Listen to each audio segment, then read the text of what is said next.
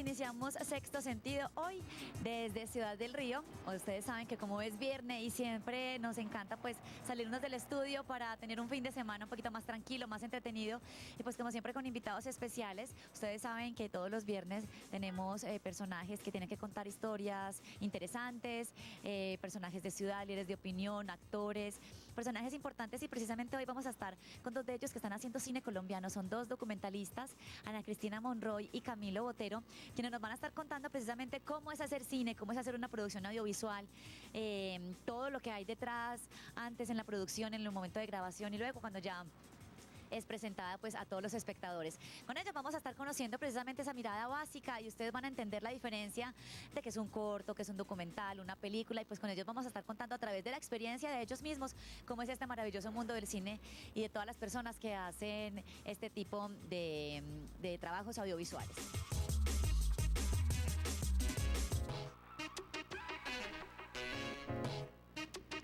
Ahí estaba nuestro plan del fin desde la ciudad de Medellín y ahora sí estoy muy complacida pues con los invitados que tenemos acá hoy en Sexto Sentido porque a quien no le gusta ver películas, a quien no le gusta ver documentales, a quien no le gusta ver historias recreadas y verlas en cine o verlas en el televisor y acá hay dos personas que precisamente hacen eso, se dedican a capturar historias, a enriquecerlas, a montarlas y pues después ya presentárselas al público. Me refiero entonces a Camilo Botero y Ana Cristina Monroy, documentalistas y montajistas. ¿Cómo están? Bienvenidos. Muchas gracias. Hola Cata, ¿Cómo vas, gracias. Camilo? Ana, ¿cómo vas? Muy bien, súper. Bueno, estos dos personajes inclusive pues son bien conocidos acá en la ciudad de Medellín. Me refiero para todas las personas que están acá en Medellín y a todas las personas que nos ven a través de la Red Nacional de Canales UNE porque nos están viendo en todo Colombia.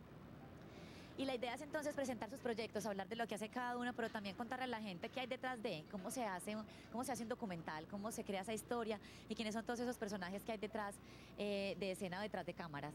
Empezamos por Ana. Ana, ¿cómo te parece entonces a contarnos?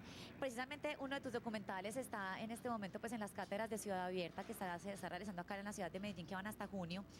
Y hay una historia bien interesante de tu documental que habla de un personaje, Estefanía, en el Chocó. Nos muestras pues como todo ese relato de la vida chocuana. ¿De qué se trata el documental? Bueno, Este pueblo necesita un muerto es la historia de Stephanie, un travesti que tiene un Colombia encima porque le pesa su color de piel, le pesa donde nació, le pesa su feura, según ella, que Sí. ella le pesa eso. A mí me pareció una mujer bellísima. Y le tiene que cantar a los muertos y está siempre inmersa en todas las tradiciones de los alabados, que son todos los cantos fúnebres del Pacífico, para poder ser reconocida. Es el único espacio donde ella es reconocida como mujer. Si no, ella es Jesús Emilio, ¿cierto? Y ella es fémina de aquí a acá, pues, o sea.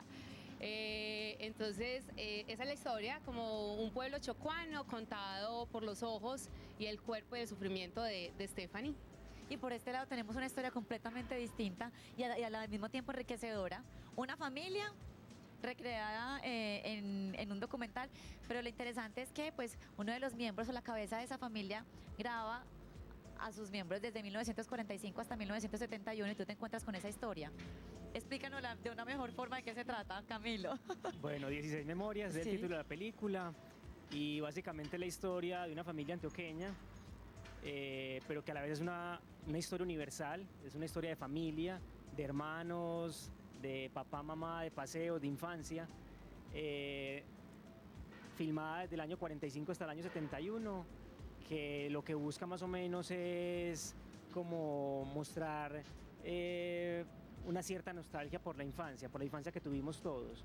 De hecho, al ver la película, uno de alguna manera empieza a ser un personaje más de esa familia.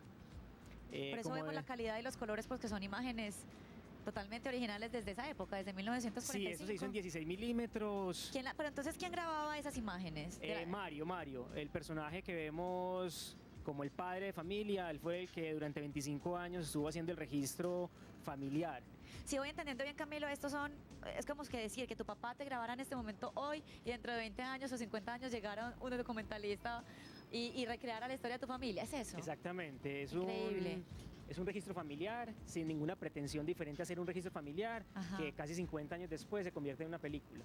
¿Y cómo conoces tú a este personaje entonces? ¿Cómo llegas a él? A Mario, pues digamos que fue un poco casual. O sea, yo supe de la existencia del material y del personaje Ajá. gracias a otro proyecto que se hizo con este material que se llamó Archivos Mayo. Yo me acerco a Mario por medio de una carta, Mario me invita a su casa, nos conocemos, yo le hago la propuesta de hacer el rescate de todo el material, pensando después en hacer algo con él, sin saber qué.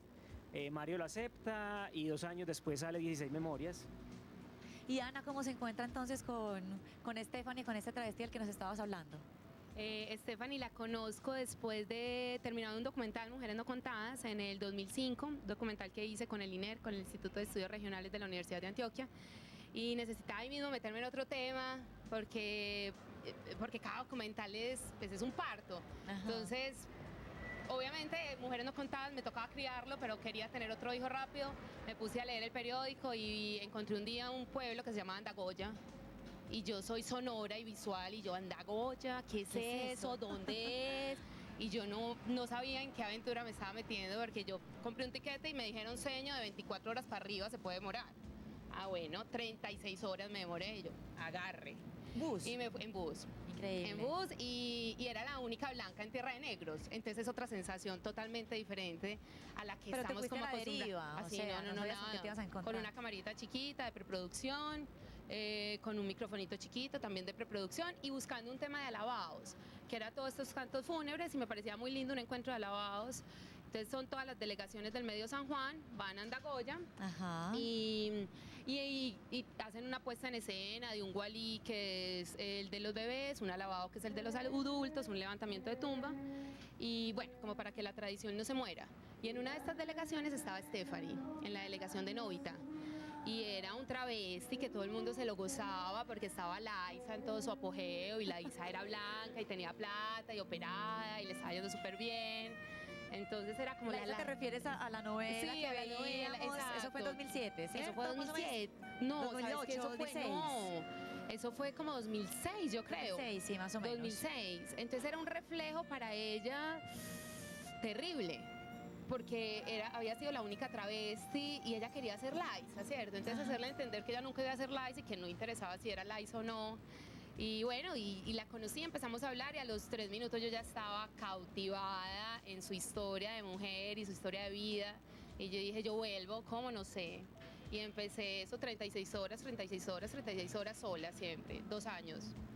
Y empecé a convocar, pues en convocatorias, y al año y medio me gané una de Ajá. Bogotá, y pude terminarlo con un equipo más grande, que el equipo más grande son 3 personas más. Pero yo en ese momento ya tenía casi todo grabado, o sea, las entrevistas que hay en Stephanie son unos primeros planos, siempre eso estábamos ella y yo solas. Y por lo general este Inclusive ahí material también que era... esa es precisamente la parte que me gusta cuando ella sale en la barca. Sí, exacto, esa Ajá. es una entrevista de preproducción que yo Sí. nunca pensé poner. O sea, yo dije, y además ella cuando se enteró que yo le iba a poner, después me dijo, señor, muéstramela, porque yo estaba sin maquillaje, era preproducción, y ella hablaba de masterización y de bueno. Ajá. Entonces ella se montó también como en otra cosa que también era muy difícil, como hacerle entender que el documental es diferente, que no estamos hablando ni de ganar mucho dinero o ganar dinero, ni de fama o no fama, sino que a mí me interesaba que la reconocieran como Stephanie y que le conocieran como su historia en los alabados, ya después que viniera el resto, ¿cierto? Ok. Ana estudia en España cine, pues y estudia precisamente pues toda la parte pues de montaje en Barcelona, pero también Camilo estudia en Cuba y también pues especialización en montaje. ¿Por qué se van por esta rama? ¿Por qué hacer cine? Bueno, eso fue una llegada tardía, digo yo. Yo estudié primero otras carreras, nunca Sí. terminé nada, y terminé en cine un poco por casualidad y un poco por descarte. Hice un primer trabajo aquí en la ciudad que se llamó Vía Láctea, kilómetro 13, Sí. que es la historia de 5 vacas y 2 hermanos que cuidan esas vacas, y fue ahí donde encontré que realizar cine era muy entretenido. Y en el proceso de edición, sin saber editar, sin saber que existía el proceso de edición, es donde me doy cuenta que quería hacer eso, que quería estudiar eso. Y simplemente busqué la mejor alternativa, el mejor lugar por costos y por calidad, y terminé en Cuba 3 años estudiando cine, con una especialización en montaje, porque ya desde ese primer momento, cuando edité Vía Láctea, me di cuenta que era como la etapa de postproducción de una película donde llegaba todo, donde vos podías ver y analizar los aciertos y los desaciertos de una película y donde podías entender realmente el lenguaje cinematográfico. Entonces me inclino por ahí. Obviamente desde siempre he tenido esa inclinación por el documental y mi segunda opción en la escuela era estudiar documental, pero creo que el montaje fue la mejor opción hasta ahora. Y Ana, Yo ¿cómo llegaste entonces? Contrario a Camilo, yo quería ser relacionista pública. Pues y mantenerme de media velada, y yo me metí a comunicación por eso, yo me soñaba siendo relacionista pública. Nunca nada que tuviera que ver con televisión, y en mi casa siempre hubo cámaras porque mi papá es médico y grababa las cirugías. Y mi cuñado es comunicador y siempre me decía, graba a tus compañeros. Yo nunca hice nada de eso en la universidad. Hasta cuando estaba buscando práctica y me encontré con Juan Guillermo Arredondo, que después fue pareja mío 3 años. Y él me enseñó el mundo del documental y yo dije, ¿qué? Esto existe, pero ¿qué es eso tan fascinante? Y con él aprendí muchas cosas porque trabajamos siempre 3. Entonces él me enseñaba a investigar, volvíamos a la ciudad, veníamos por un camarógrafo, yo hacía el sonido y veníamos y armábamos toda la estructura de montaje y yo me di cuenta que esa era Además que mi es manera. hermoso en el mundo del documental que todos son todos con todos, Sí, hacemos de todo. sí. Eso hay veces es muy hermoso, pero hay es veces mucha carga también. carga y puede ser un arma de doble filo. Ajá. Porque te acostumbras a ver todo con tus ojos. Ujú. Y yo aprendí que, pues como que en el camino yo me estaba perdiendo de muchas cosas, como que mis aciertos y mis desaciertos era mi documental. Entonces cuando pones como un montajista un poquito desde afuera, un camarógrafo un poquito desde afuera, yo lo hago después, cuando termino invito como a la gente y hago el montaje ya siempre con otra persona, la cámara con otra persona, ¿cierto? Como que entendí que uno no lo podía hacer de todo. Ok. ¿Qué les parece si para las personas que están en casa, que les gusta ver cine, que les gusta ver documentales, que les gustan las películas, después del corte de comerciales, vamos a tratar de ejemplificar un poquito, de explicar un poco de la forma más básica y más coloquialmente hablando para aquellas personas que se están preguntando qué es un montajista, qué es un documental, qué es un largometraje, qué será un cortometraje, diferencias, términos básicos por ahí que uno a veces oye y dice, los vamos a solucionar ahorita con estos 2 personajes que están pues acá dispuestos a explicarnos el tema, ¿les parece? Claro que sí. Corte de comerciales y volvemos.